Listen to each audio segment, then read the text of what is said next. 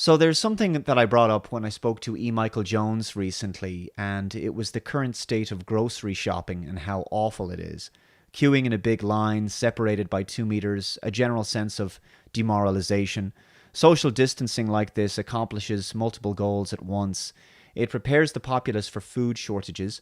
It proves that widespread social conditioning and mass behavior modification is possible. It divides and isolates the populace and makes people treat each other with suspicion and fear. It breaks social trust. It's also part of a process of conditioning the populace to associate being in public places as unpleasant and filled with arbitrary and cumbersome rules. And it also makes shopping for groceries a pain, thus encouraging people to stay home and order their groceries online, having them delivered to their homes. I wanted to bring this up after reading this article about schools in Quebec, Canada. This is from Organic Prepper by Daisy Luther. What will schools look like after COVID? Prison camps. They'll look like prison camps. If you've been wondering what it will look like when the kids go back to school, one school in Quebec has released their new guidelines and they're shocking. Apparently schools are going to look a lot like prison camps. This is another example of how things will not just go back to normal. Everything is changing, including life for our children. Yeah, so we're being primed for this. That all public settings, pubs, restaurants, sporting venues, public transport, the workplace, even schools will all change to adopt social distancing measures, and human beings will feel more like mice in a laboratory experiment.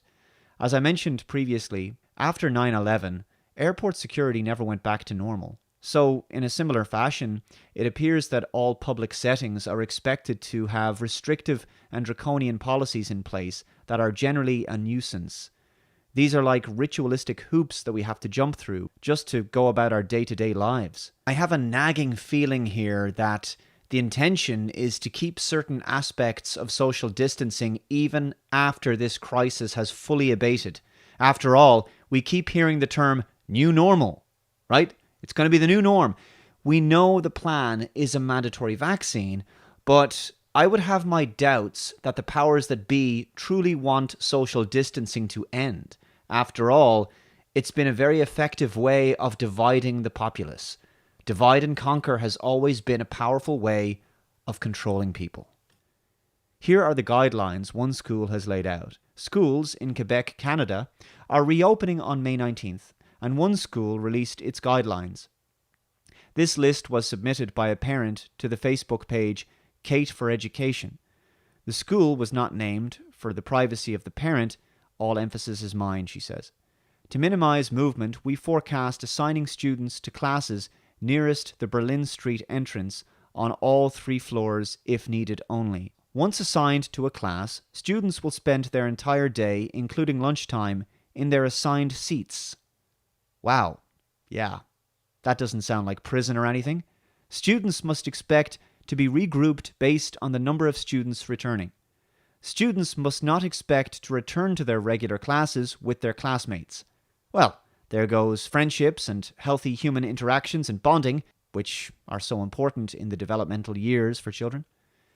Your child may not be with the same teachers as before, as several members of our staff will not be returning to school. Teachers not returning to school will continue working and keeping close contact with students remotely from home as recommended by the government. Activities completed while in school will not be evaluated or graded. No physical materials will be transported back and forth between home and school.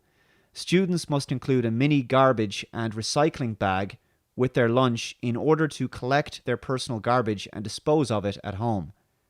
This is insanity. Whatever happened to trash cans? In this new order, everyone is expected to behave like they're obsessive-compulsive germaphobes. All students must bring in their personal labeled and filled water bottle, as water fountains won't be available. When is society going to wake up to what we're going through? What we're really going through and what this is really all about? Control and destroying the humanity in people. Sharing of all items, pencils, pens, sharpeners, wax crayons, rulers, toys, is not permitted. So, I guess children will be afraid and distrustful of each other and kept in a constant state of fear about the world around them. When weather permits, Recess breaks will be held outdoors and will entail of walking outside safely distanced from one another in a prearranged pattern. Let me read that again. Walking outside safely distanced from one another in a prearranged pattern. So this is basically like a prison camp for children, where they will walk around in prearranged lines while being monitored by teachers. Sounds like so much fun. I mean, who needs playtime? I cannot believe what I'm reading. Anyway, I guess we have to ask, how did the human immune system ever cope before big pharma vaccines? Because ultimately, that's where all of this is leading to, right? Apparently, we have to live like this until the vaccine comes along. Gatherings, groups of students together will not be permitted. So, friendship, camaraderie, and a healthy childhood in your formative school years, that's all cancelled now, kids. Sorry.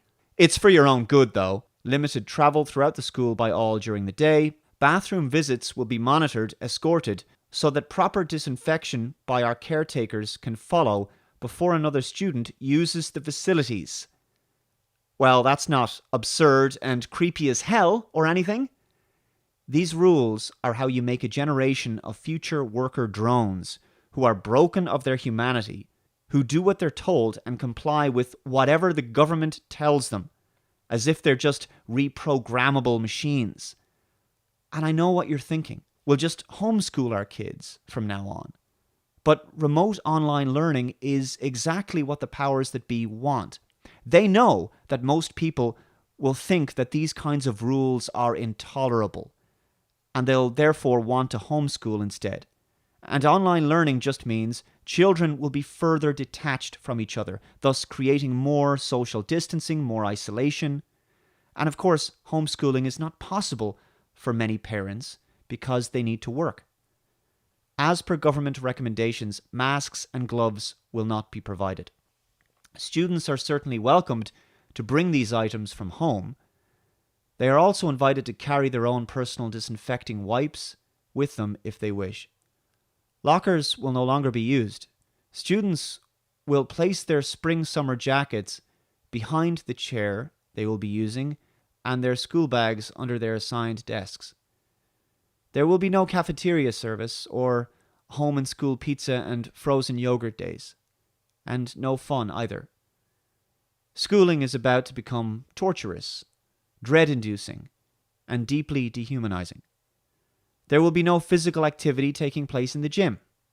There goes exercise, which is necessary to keep healthy. No art classes, although art and craft projects can be promoted as home suggestions. No library periods, and no drama classes. And I guess no humanity, hope, love, colour, self-expression, meaning or joy, it seems. Only fear, distrust, paranoia, and compliance with rigid authoritarianism. No fundraisers or after-school activities will take place. Parent volunteers will not be permitted in school. We recommend your child brings a book or two of interest from home to read. Students with fever or flu-like symptoms will be returned home. The article continues. Lest it sound as though this is a total outlier, here is the guidance from another school. So you can click on that if you want to read the article. It's similar but not quite as harsh, and here are documents from the Minister of Education outlining the guidelines to be followed by the schools. And did you notice that there are quite a few inconsistencies? Kids can't take anything back and forth from school, except for their lunches, their garbage, their water, their PPE, and some books to read. That stuff doesn't count as going back and forth and clearly is germ-free. This sounds more like a prison for dangerous offenders than a nurturing place for children to learn and grow. Exactly. This kind of environment would be deeply scarring, and I can't begin to fathom how destructive it could be. The article goes on. It's important to note that returning is not mandatory for the rest of this school year. Teachers will still be available for online learning if parents wish to keep their children home. I simply cannot fathom treating children in this way. If a homeschool parent had similar rules for their children, family services would immediately be at their door for the radical mistreatment of their offspring. The fact that the government can not only allow but order the public school system to abide by guidelines is utter madness. This is not right, and it is not healthy, mentally, physically, or psychologically. This setting seems like it would be psychologically damaging. Imagine the culture of fear this creates for children. When you drum into a child the constant worry that others might be infectious, how do you expect that child to learn to communicate with others, make friends, and enjoy learning? This is how you make children afraid of human contact. Yes, I would call these rules abusive. Active children will be miserable. If you think the number of diagnoses for ADHD and similar behavioral issues is high now, just wait until energetic 7-year-olds are forced to sit in the same chair all day and then walk properly distanced around a playground past all the fun stuff like swings and slides. If you want a population of worker bees who will quietly submit to authority and distance themselves completely from the influence of others, just like adults are doing now, this is how you produce that population. You drum into them that they can't even choose when to go to the bathroom, and they can't congregate with others, and that they must remain seated with their hands strictly kept to themselves at all times.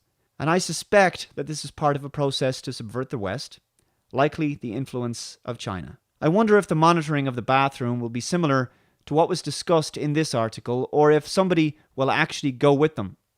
And if so, isn't an adult being alone in the bathroom with a child pretty inappropriate? You teach them that every single moment is structured and supervised. Yes, Big Brother is always watching you. You teach them to walk only in orderly formation. No skipping, no running, no playing. Dear Lord, I pray to God every day that this is not our future. And just think, all this time public school parents were worried about homeschooled kids not being properly socialized with others. A very good article indeed. By the way, before I continue this video, I have an exclusive BitChute video for you over on my BitChute account, link below, so please check that out. Computing Forever has 50,000 subscribers on BitChute. You will find lots of your favorite content creators over there. Black Pigeon, Stick Saxonhammer, Stefan Molyneux, Grant Torino, lots and lots of people are over there. And my channel, this is a free speech platform. My channel has 50,000, getting some decent view counts, but obviously it's a much smaller platform than YouTube. This exclusive video, uploaded on May 6th, is called Responding to the World Health Organization Global Response Pledge. Basically, there was a video uploaded a few days ago where all the leaders of the not-so-free world, it's not so free anymore, and it's a 25-minute video. I think you will get a great deal out of this, and I hope that you'll watch it. It's called Responding to the World Health Organization Global Response Pledge, and a few days ago in the European Union, they convened this conference, and it's basically the world leaders over teleconference pledging money, taxpayers' money, into this crisis to various to basically find the vaccine. And after a few minutes, it will become very clear that this is going to be mandatory. At least they want to make it mandatory. It's 25 minutes long, and I think that you will get a great deal out of it. So I will include that linked below as well, and in a pinned comment on the top of this YouTube video. So I hope that you will watch that. So I need to do more exclusive BitChute videos, actually. So especially now, because it's getting more difficult. It is getting much more difficult to talk about this on YouTube. Also, please share this BitChute video. It's very important that you do that, because obviously my reach and discovery is much smaller on BitChute than it would be on a big platform like YouTube. So I hope you enjoy that video. Well, from one nightmarish outcome to another. This article is from Bloomberg. The office you left is not going to be the office you return to. Goodbye, open desk plan. Hello, masks, temperature checks, and plexiglass walls. So, a prison then.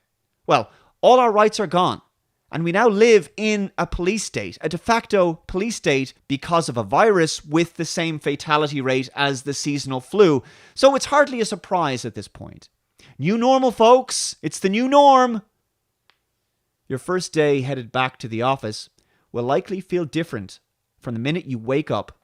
Yeah, that was kind of the plan all along, wasn't it? Imagine the morning begins with a self-administered COVID-19 symptom and temperature check.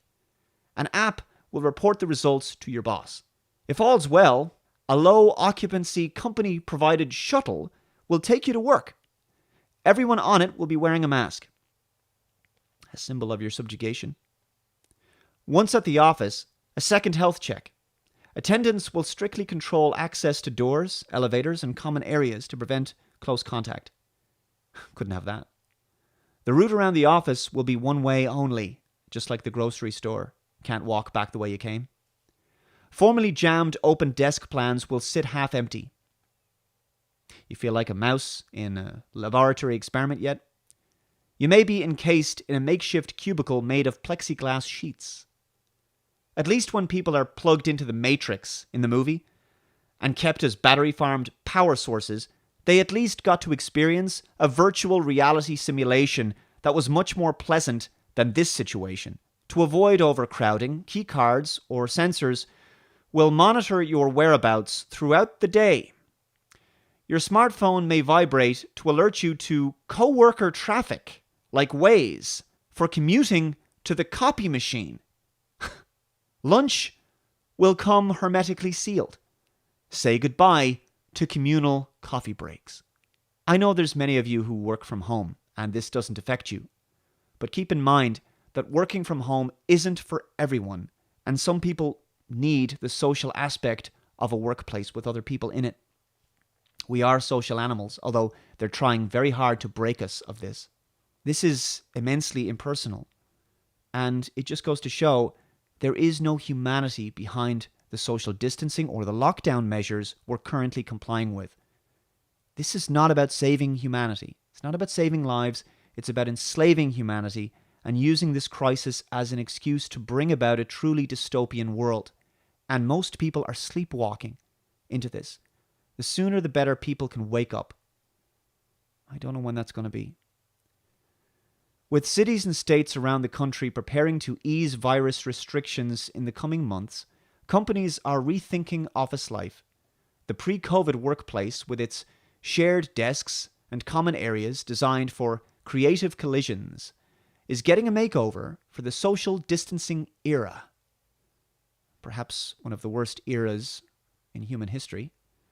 So far, what employers have come up with is a mashup of airport security-style entrance protocols and surveillance combined with precautions already seen at grocery stores like sneeze guards and partitions. There you have it. Airport security for every aspect of your life, from school, workplace, social venues, restaurants, and so forth. It's all going to come with restrictions, controls, surveillance, forced adherence to authority, limitations on freedom. And as we've seen throughout this lockdown thus far all over the world, from taking a walk outside, people now instinctively give each other a wide berth. They see you coming down the street and they do everything in their power to walk as far away from you as possible. People wear masks, gloves, they wash their hands obsessively, they keep their distance at the grocery line. And I can tell you now, people are going to continue to do these things long after this current crisis ends, because they've been brainwashed into this now, they've been conditioned. It feels like a prudent measure. All right? It feels like it's better to be safe than sorry.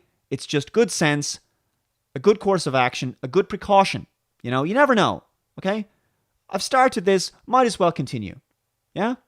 No handshakes, no hugs, no standing near each other. No trust, just suspicion, fear, paranoia, maybe even a tinge of disgust as you see another human being walking towards you. They've successfully re-engineered the human animal in just a matter of weeks. They've broken something in us, something foundational. Final article is from CNN. This restaurant in Amsterdam introduced quarantine greenhouses so diners can eat while social distancing. Missing restaurants while social distancing? You're not alone. One restaurant in the Netherlands, though, has found a solution. Mediamatic ETEN, a restaurant in Amsterdam, is offering a 4-course vegetarian menu for diners served to guests while they sit in their own personal quarantine greenhouses. And there's the pictures. I gotta go, guys. I gotta stop. There's only so much I can handle at this point. Is this the people we are becoming? So terrified of death, we'll do anything, any absurd thing to stay alive, including living like slaves and drones with the humanity and spirit robbed from us. Not really living authentic human lives. But there's fates worse than death. This is what I try to communicate to people, but they don't listen. There's living like a slave and a drone with the humanity and spirit robbed from us. Death is coming anyway. Okay, sooner or later, it's going to happen to all of us. So what kind of quality of life do you want to live? If there is not a major, miraculous global awakening of the vast majority of people very soon, we are in serious trouble. I don't know what it's going to take, especially with ever-increasing censorship across all major social networks. I don't know if there's going to be one single mass red-pilling event that can open most people's eyes. That seems overly optimistic at this point. Obviously, economic collapse is inevitable, including a Great Depression. Most people don't even realize this. But I'm very concerned about the headspace, the mindset of most people who seem completely asleep. They seem to be in favor of more subjugation and hanging on the every word of their government and mainstream media. I'm gravely concerned that most people will comply with demands for a mandatory vaccine and a digital immunity-proof system and a mass surveillance state that comes along with that. Because most people will take the path of least resistance and will behave in a herd-like fashion, like sheep. This is what we've seen so far throughout this crisis. I see no evidence that anything will change in the future unless there's some kind of great big awakening moment. And that just sounds naive to even suggest that it could happen that way. I have no idea how it would even come about. So I will leave it there. This video is the first of a two-part series, and I will be concluding it with a video called The People We Were. So stay tuned for that. Thank you very much for watching. Reminder again, check out my BitChute exclusive, and I'll see you next time. Bye-bye.